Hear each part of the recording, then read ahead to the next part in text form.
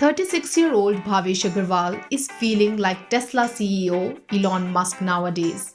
After all, he's running two unicorn startups, Ola and spin-off Ola Electric.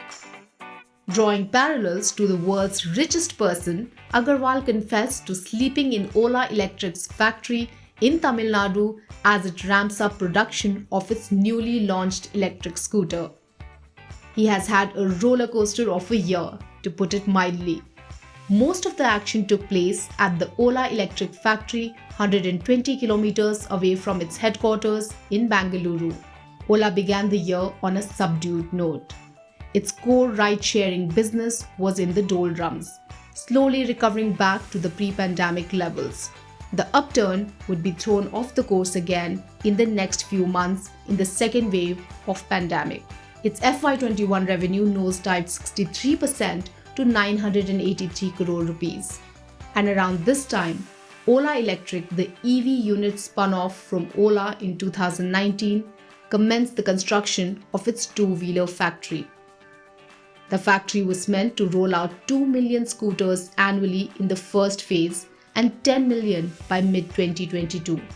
The EV foray coincided with the government's extension of the FAME 2 subsidy scheme for another 2 years. But its plans have been hobbled by supply chain issues. The company was able to get the plant up and running in just over 6 months. It promised first scooter deliveries in October but pushed it to mid-December. The delay was blamed on the global semiconductor shortage by the company. The first batch of 100 units was handed over to customers on December 16 with pomp and show. Expanding its footprint, Ola ventured into the used cars business in September. While in November, it launched a 10-minute grocery delivery service, joining the rush of quick commerce startups. Ola has plans to foray into personal finance, vehicle loans, and micro-insurance. It also runs a food delivery business by leveraging its multi-brand cloud kitchens. But a recent spate of exits at the leadership level perhaps gives us the sense that Ola is biting off more than it can chew. Mohit Mittal of Praxis Global Alliance decodes Ola's ambitions and tells us what it needs to do. Ola needs to be ahead of the curve. It has to continue to maintain its leadership position. See from from the perspective of electric vehicles, I think it's a fairly positive move foraying in this space. Unit economics for a electric vehicle on a mobility platform make better sense now, considering the high fuel prices. Second, electric vehicle is now getting that push from the government. Automotive sales is a gross margin positive business. The entry barriers in electric two-wheeler market are not very high at the moment. Investing in quality vehicle, ensuring that the factor of safety is very high. There are no issues. You live up to the promise is very, very important. For them getting to the market first, or let's say, they are not the first anymore, but ahead of the ICE counterparts, right? Bajaj, TVS and Hero, it's very important. See, there is scope for 8 to 10 players in an automotive market, right? If not 8 to 10, at least 6 to 7 can survive. And if you want to survive, right, then you have to operate at scale.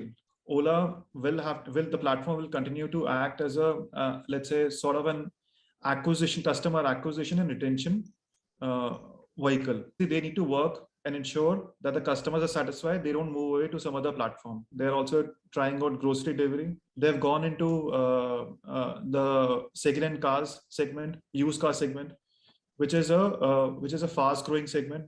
Lending and let's say insurance, right? It's a slightly tough business, right? But because Ola has historically does not have a very, lot of expertise or experience in that space. They've tried to work with Ola Money. But see, the good thing is all these businesses, right? They're large businesses, they're growing businesses, and they're profitable. So if you look at, let's say the lending startups, they're already making money. They're not losing money. It's a margin positive, margin neutral business. They need to do it for an IPO.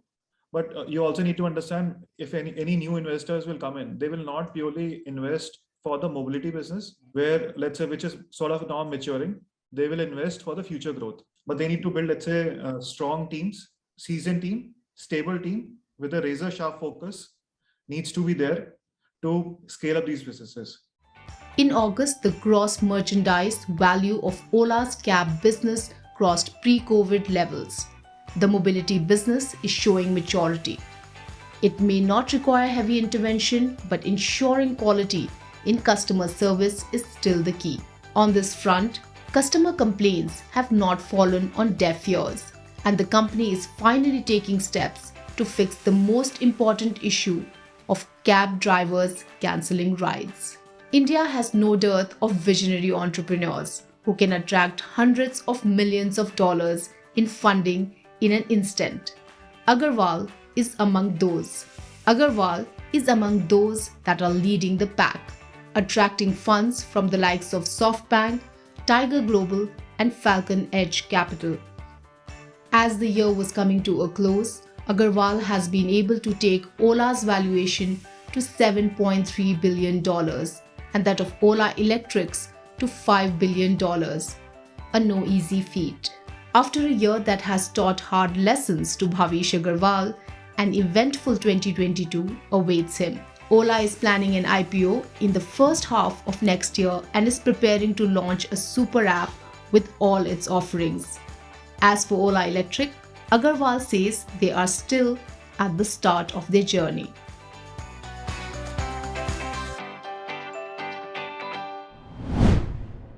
If you like this video, share it and subscribe to Business Standard. For more news, views and insights, log on to www.business-standard.com. Do also follow us on YouTube, Twitter, Facebook, Instagram, Telegram and LinkedIn.